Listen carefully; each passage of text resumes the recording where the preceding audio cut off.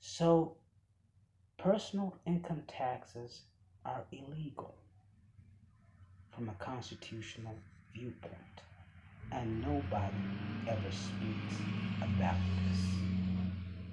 Just like the Federal Reserve is an illegal institution because only the Treasury can issue currency as per the Constitution. But I'm not talking about the Fed right now. Eliminate the IRS, eliminate personal income taxation. As for corporate taxation, maintain it. And I say maintain it because it is an honor and a privilege for me as an entrepreneur to start a company in a nation where I know there are rules that govern and protect me as a business owner. If I perform a service for someone and I drop a contract and it meets the five essential elements of a valid contract and it is signed and I perform that service and the person that I perform that service for does not pay me and I have that contract, I could go to a court and get my money. So it is an honor for JP Morgan Chase. It is an honor for Amazon, for Walmart, for Microsoft. It is an honor for them to do business in my country. Hence, I, as an American citizen, we as America have every fucking right to tax them. Every right. Don't get that mistook. So this is what I propose. Number one, eliminate all deductions. Eliminate all loopholes. No depreciation, no amortization, no expensing of interest. Eliminate all of that shit. And impose a flat tax rate for companies that make more than $1 billion in revenue. 25% of revenue. For companies that make between 100 million and 1 billion in revenue, 20% of revenues, taxes. For companies that make between 20 million and 100 million in revenues, 15% tax rate. For companies making between 5 and 20 million in revenues, 10% tax rate. For companies that make less than 5 million in revenues, 0 tax rate. Every time that corporation releases its quarterly financial statements, which indicate revenue, and which, in accordance with the Sarbanes-Oxley Act, are attested to by the CEO and the CFO, that information immediately passes to the Treasury Department. If Microsoft reported 10 billion in revenue for this quarter, the next day they get a letter. You reported 10 billion in revenue, we want 2.5 billion now. Don't fuck with them.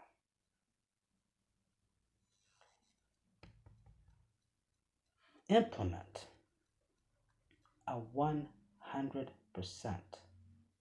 wealth tax. What does that mean? When a billionaire dies, all of their money goes to the government. All of it. Their children get nothing. This will do two things.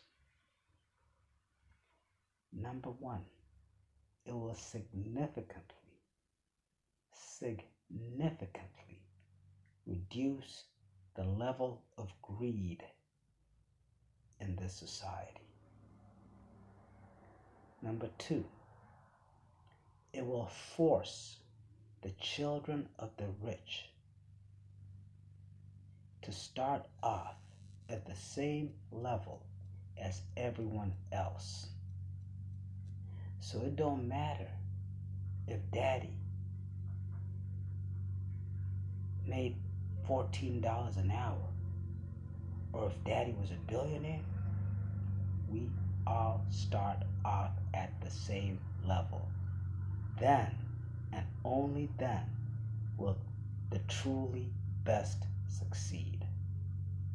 If some rich kid has an advantage over a poor kid, you really don't know who's better.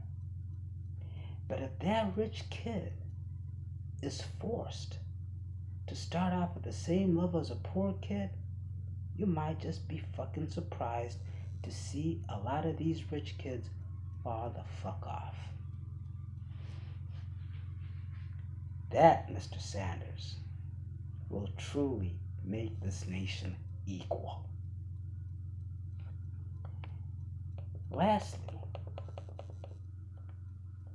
I want to propose, I spoke about government being a cost center and not a profit center. So how can government be a profit center? A, establish a government-funded VC. Set aside $300 billion in the first year, and every year after that, $100 billion. Drop it in. And you could do that by selling $300 billion in 10-year bonds, 10-year notes, with a 10% coupon. And you appoint seasoned VCs. There's motherfuckers out there in Silicon Valley been doing this shit for a long ass time. Appoint them. Tell them you're gonna run this shit. By doing this, the government is now funding business startups. The government is now promoting entrepreneurship. It's now promoting the economy. By promoting the economy, by innovating the economy, by moving the economy forward, more people have jobs. There's less stress on the government for services. More people have jobs, more people are prosperous. More people are prosperous, less people are poor. Less people are poor, you have less crime. Less crime, and you get rid of the goddamn fucking police. I hate the fucking police. Get rid of them.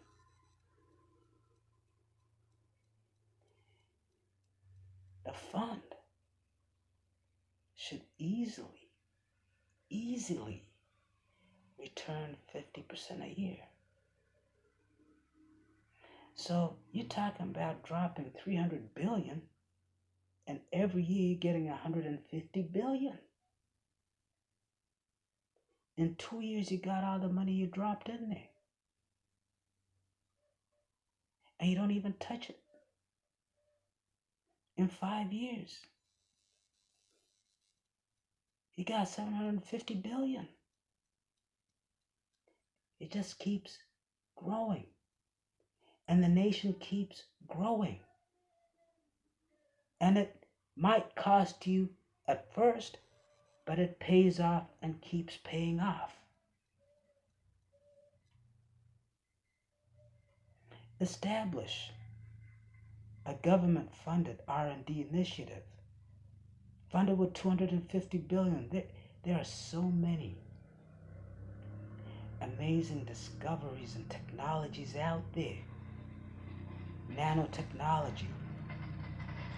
Merge that with biotechnology, biomedical engineering, quantum mechanics. You have quantum computing, the quantum bits. There's so much out there. But when you get these corporations funding it, it's restricted.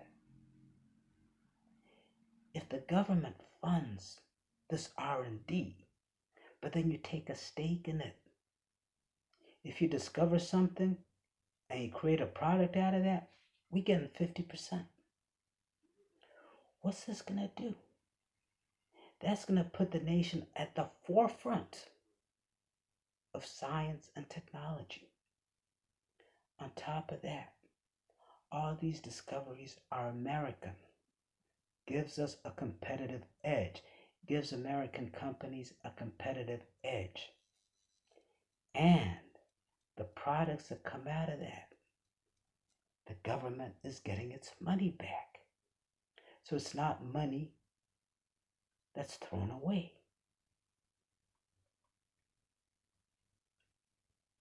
Road usage. Specifically, freeways and highways. Every time I pull onto the on-ramp, my license plate is recorded. And then when I pull off on the off-ramp, my license plate is recorded. Every year, when I go in to register my vehicle, I have to pay whatever that cumulative toll was for the year. Or I could pay it monthly and get a bill monthly. With the many millions of cars out there, implementing that policy enables a government to maintain the roads and expand the roads. It also forces people to think twice. Do I want to pay $1 to go down there? Why don't I just walk down those 4 blocks?